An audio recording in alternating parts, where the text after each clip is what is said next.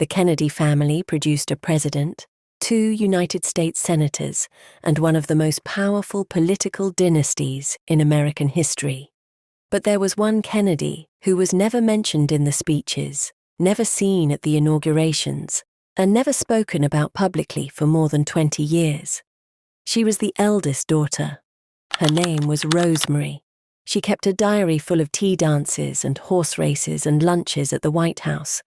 And one day in November 1941, her father had her taken to a hospital, and the woman she had been was destroyed.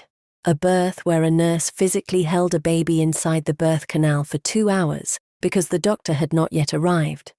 A father who authorized brain surgery on his 23-year-old daughter without telling his wife or his other children. A mother who did not visit her for 2 decades. A woman who lived in an institution for 63 years and whose silence, a silence she never chose, helped change the lives of millions of disabled people across the world. What actually happened to Rosemary Kennedy, who she was before they took her away, and what her family did with the guilt they carried for the rest of their lives, is the story we are telling today. To understand what happened to Rosemary Kennedy, you first have to understand the family she was born into and what that family required of every single person who carried the name. Joseph Patrick Kennedy Sr. was a self-made millionaire who had built his fortune through banking, real estate, the stock market, and Hollywood film production. His wife, Rose Fitzgerald Kennedy, was the daughter of John "Honey" Fitzgerald, of the mayor of Boston and one of the most prominent Irish Catholic politicians in Massachusetts. Together they had 9 children, 4 boys and 5 girls, and they raised them with a single unrelenting expectation. Kennedys compete, Kennedys win, Kennedys do not come in second. The dinner table was a place where current events were debated and where falling behind in the conversation was treated almost as a personal failing. The children played sports with an intensity that startled visitors. Joe Sr. made it clear from the beginning that his sons were destined for public life, that the family name was going to mean something in American politics, and that anything, any behavior, any weakness, any scandal that threatened that trajectory was a problem to be solved or a secret to be buried. This was not a household that made room for a child who could not keep up. In the early 20th century, intellectual disability was not understood the way it is today. There were almost no resources, no established therapies, no language for what families were dealing with. The stigma was enormous.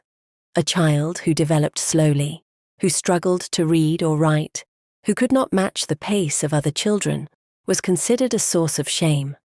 Families with money sent those children to institutions and never spoke of them again.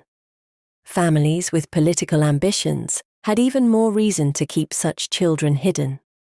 The word most commonly used at the time was retarded, and it carried a weight that made parents desperate to avoid it.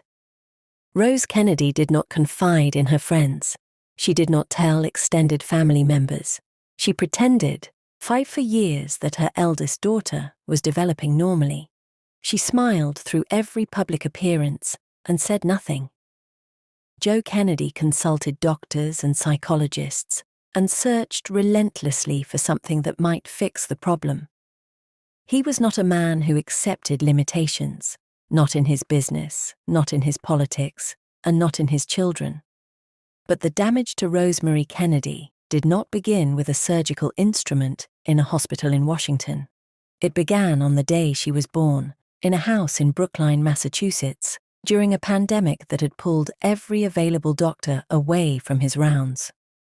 Rosemary Kennedy was born on September 13, 1918, at her parents' home in Brookline, Massachusetts. She was the 3rd child and the first daughter.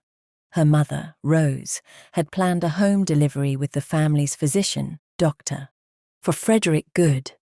But Dr. Good was not there when the labor began. The Spanish influenza pandemic was sweeping through Boston that fall, killing thousands, and every available doctor had been pulled into emergency service at the overwhelmed hospitals across the city. Good was delayed for hours. Rose Kennedy was ready to deliver. The baby was already in the birth canal. But the nurse attending her made a decision that would define Rosemary's entire life. She told Rose to squeeze her legs together. She physically pushed the baby's partially exposed head back into the birth canal to delay the delivery until the doctor arrived. For 2 hours, the baby remained trapped. For 2 hours, a fragile newborn brain was deprived of oxygen while a nurse held her in place, waiting for a physician who was across the city, tending to the dying. When Dr. Good finally arrived, he delivered the baby and pronounced her healthy. She was not healthy. The prolonged oxygen deprivation, a condition now understood as hypoxic ischemic encephalopathy, had almost certainly caused damage to her brain. The consequences would not be immediately visible. They would emerge slowly, over months and years, in ways that her parents could sense before they could name. Rosemary was slower to crawl than her older brothers, Joe Jr. and Jack. She was slower to walk. She was slower to speak. By the time she was 2 years old, her parents knew something was wrong, even if no one around them could tell them exactly what it was or what to do about it. Medicine in the 1920s had almost nothing to offer a family in their position. There were no diagnostic tools, no early intervention programs, no therapies designed for children with developmental delays. There was only the slow, private recognition that this child was not reaching the milestones her brothers had reached at the same age. Rose Kennedy's response was to try harder. She hired private tutors. She pulled Rosemary from the public school, where she had been forced to repeat kindergarten twice, and arranged for specialized instruction at home. Joe Kennedy's response was to consult every expert he could find, doctors, psychologists, specialists, looking for something, anything, that could close the gap between Rosemary and the rest of his children. Neither of them spoke about it publicly. Neither of them told friends or relatives. The family strategy, from the very beginning, was secrecy. Rosemary would be included in the family. She would be photographed alongside her siblings. She would attend events and appear at gatherings. But no one outside the immediate household would be told that she was different. By the time Rosemary was 11 years old, the gap had become impossible to manage at home. Her parents sent her to a boarding school in Pennsylvania, designed for children with intellectual disabilities. It was the first in what would become a long series of schools, convents, and institutions, each one a new attempt to find a place where Rosemary could be cared for and kept out of sight at the same time. She was 11 years old, and she was already being moved. What most people never learn about Rosemary Kennedy, what gets lost entirely in the story of the lobotomy and the institution and the decades of silence, is that she was, for a significant part of her young life, a person with a full and vivid inner world. She had desires, she had friendships, she had joys that she recorded in her own handwriting, in diaries that survived because a secretary rescued them from a trash pile at the family estate in Hyannisport decades later. Rosemary kept 3 diaries between 1936 and 1938 when she was 18 to 20 years old. They were published in the 1980s, and they reveal a young woman whose days were rich with activity. She wrote about going to the opera. She wrote about attending tea dances and getting her hair done and shopping for new clothes. She wrote about betting on a horse race and winning $1.50. She described a luncheon in the ballroom at the White House. The handwriting was labored. The sentences were simple. Her reading and spelling skills had been assessed at a 4th grade level. But the life she described was not small. It was the life of a young woman who wanted to be part of things, who noticed beauty, who paid attention to the people around her, and recorded what she saw with a kind of careful, earnest effort that is difficult to read now without feeling the weight of what came after. She wrote letters, too. Her Irish chaperone, a young woman named Dorothy Smythe, received several from Rosemary after Smythe left the family service. The letters were written in a childish scrawl, full of gratitude and affection. She signed them with phrases like, "Best love from your darling sweetheart," and "Lots of love and kisses." Biographer Kate Clifford Larson later said that Rosemary became emotionally attached to the hired companions in her life, and that many of them became substitute girlfriends. The close female friendships that her disability made difficult to form on her own. At the Sacred Heart Convent in Providence, Rhode Island, where her mother had enrolled her at 16, Rosemary was educated in a separate classroom with 2 nuns and a private teacher named Miss Newton who worked with her all day. The Kennedys donated a new tennis court to the school in exchange for this arrangement. Rosemary studied hard. She wanted to please her parents. She wanted desperately to keep up. Her mother arranged for her older brother Jack to escort her to a tea dance, and with him at her side, she appeared, as one account put it, not different at all. In 1938, when her father was serving as the United States ambassador to the United Kingdom, Rosemary was presented as a debutante at Buckingham Palace, alongside her mother and her sister Kathleen. She practiced the complicated royal curtsy for hours before the event. On the night itself, she tripped and nearly fell. The crowd made no sign. The King and Queen smiled as if nothing had happened. Rose Kennedy never mentioned the incident and treated the entire evening as a triumph. It was, in its way, a perfect summary of how the family handled Rosemary. The stumble was real, the recovery was performed, and no one was allowed to speak of the difference between the two. In London, Rosemary was enrolled in a convent school that used the Montessori method, and for perhaps the only sustained period in her life, she found genuine stability. She was comfortable. She was cared for in a way that matched her abilities, rather than constantly measuring her against her siblings. She was, by the accounts of the people around her, happy. Then the war came. In 1940, Germany advanced on Paris, and the Kennedy family returned to the United States. Everything Rosemary had found in England, the routine, the method, the calm, was taken from her. She was 22 years old, back in a country that had no equivalent program for her, watching her brothers and sisters begin their adult lives while she was not even allowed outside alone. The deterioration was rapid. Her sister Eunice later wrote that Rosemary seemed to be going backward rather than forward. She became increasingly irritable. She had violent outbursts and seizures.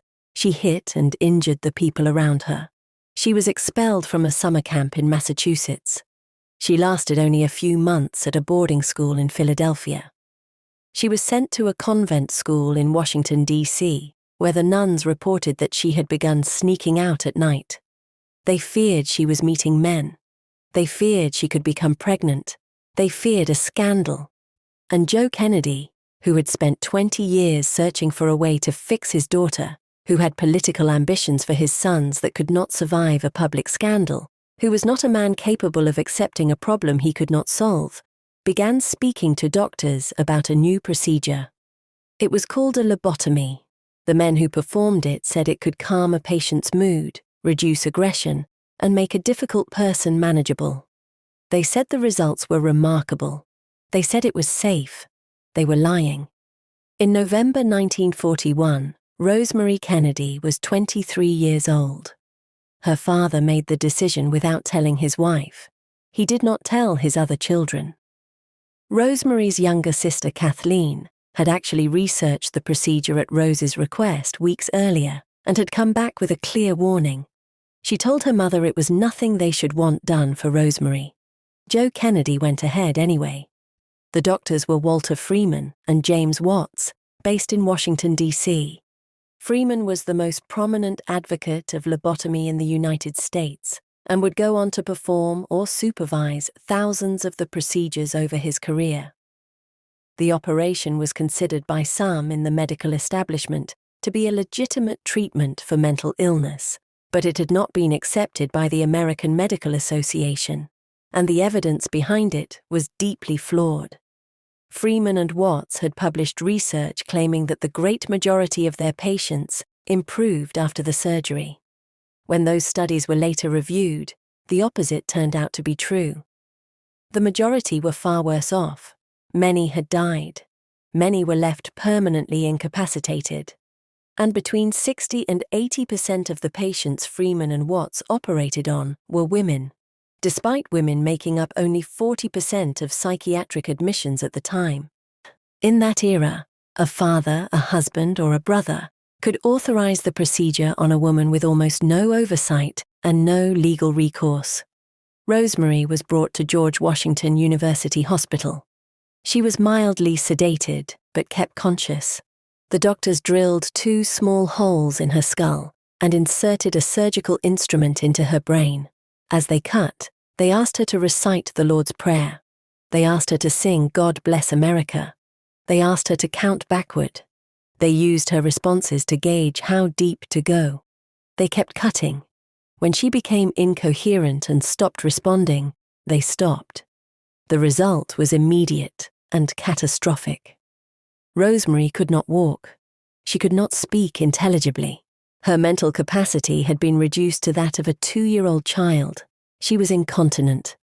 The young woman who had written about opera and horse races and practiced her curtsy for Buckingham Palace was gone.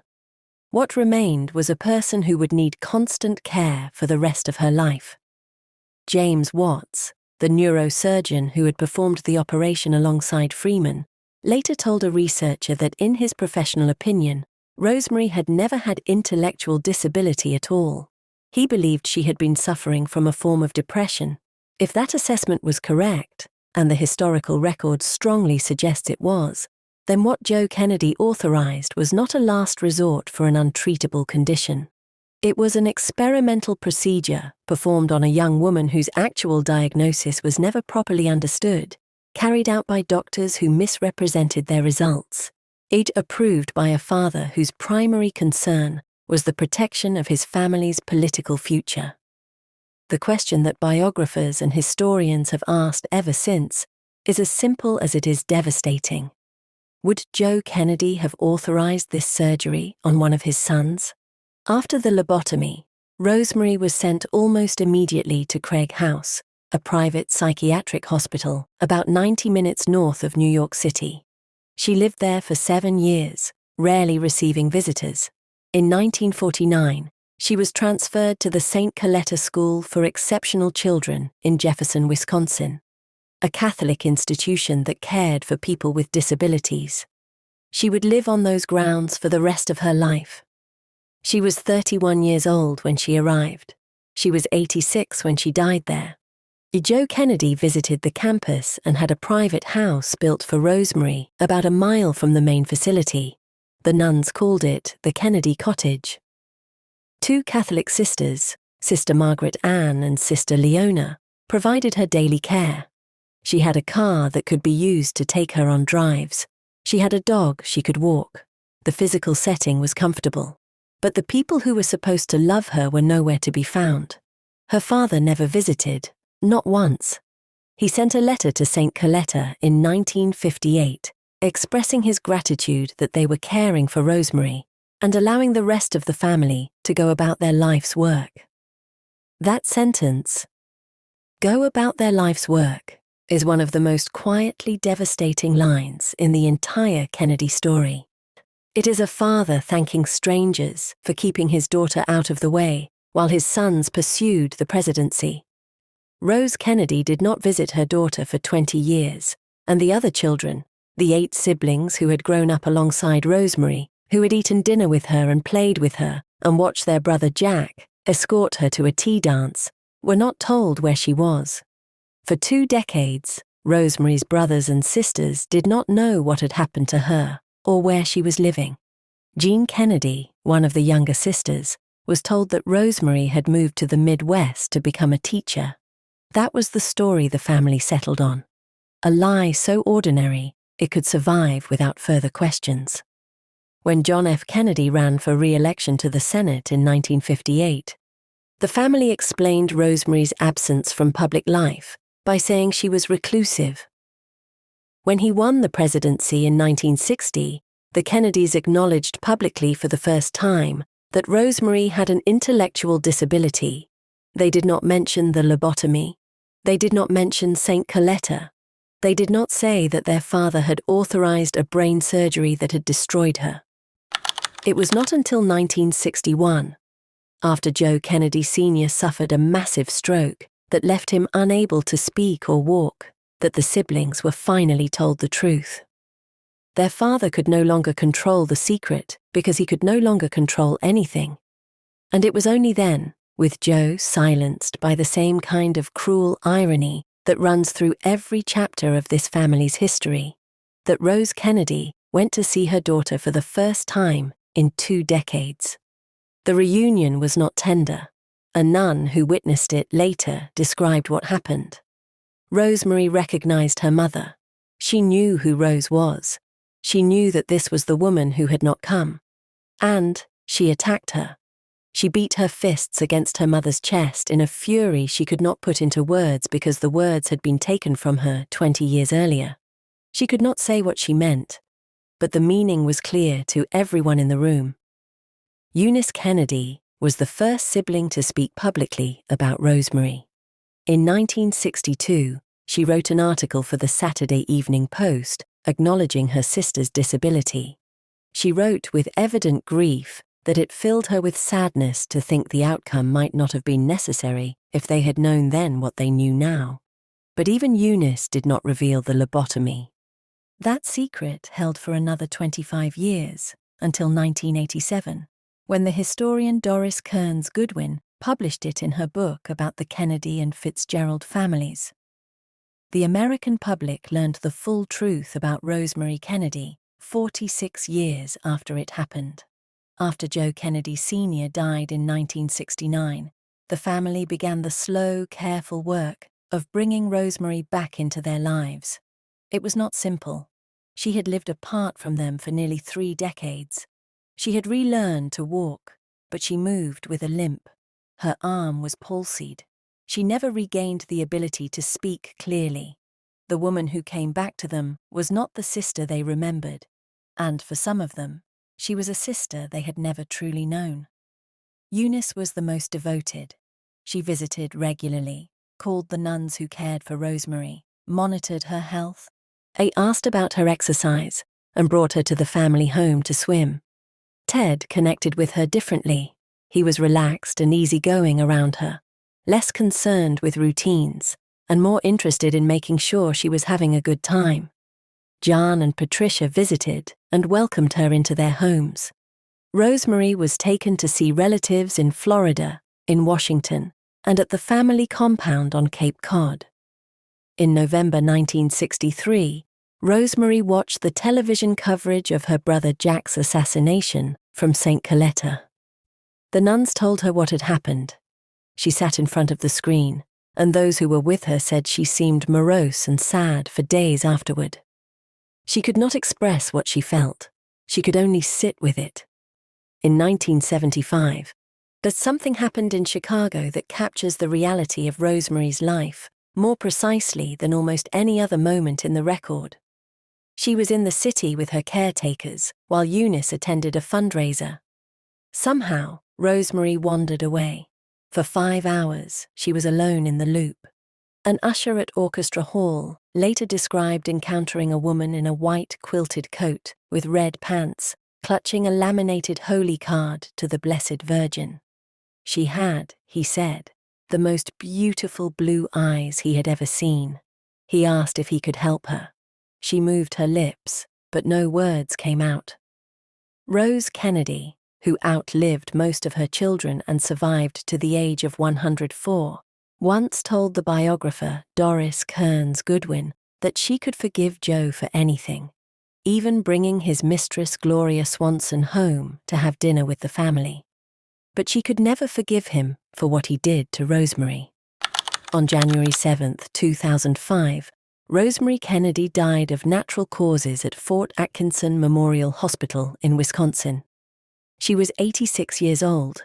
Her surviving siblings, Eunice, Jean, Patricia, and Ted, were at her bedside. She was buried at Holyhood Cemetery in Brookline, Massachusetts, alongside the family she had been separated from for most of her life. What the Kennedy family built in Rosemary's name over the decades that followed was not born out of pride. It was born out of guilt and grief and the slow recognition that what had been done to one woman in a hospital in Washington in 1941 was not an isolated act. It was the product of a system, a medical establishment that experimented on vulnerable people, a legal framework that gave families unchecked power over disabled relatives, and a culture that treated disability as something to be hidden rather than supported. The first legislative response came from Rosemary's own brother. In 1963, President John F. Kennedy signed the Maternal and Child Health and Mental Retardation Planning Amendment to the Social Security Act. It was the first major piece of federal legislation in American history designed to address intellectual disability, to fund research, improve treatment, and build community resources for families who had nowhere to turn. It was a direct consequence of what the Kennedy family had witnessed in their own household and failed to prevent. Eunice Kennedy Shriver took it further than anyone. In 1968, she founded the Special Olympics. It began as a summer day camp in her backyard in Maryland, a small gathering of children and adults with intellectual disabilities playing sports and being treated, many of them for the first time, as athletes rather than patients. That backyard camp grew into a global movement. Today, the Special Olympics operates in more than 170 countries and involves millions of athletes worldwide. At her sister's funeral in 2005, Eunice said that Rosemary had left a legacy that was long and deep. Ted Kennedy spent decades in the Senate championing legislation for people with disabilities.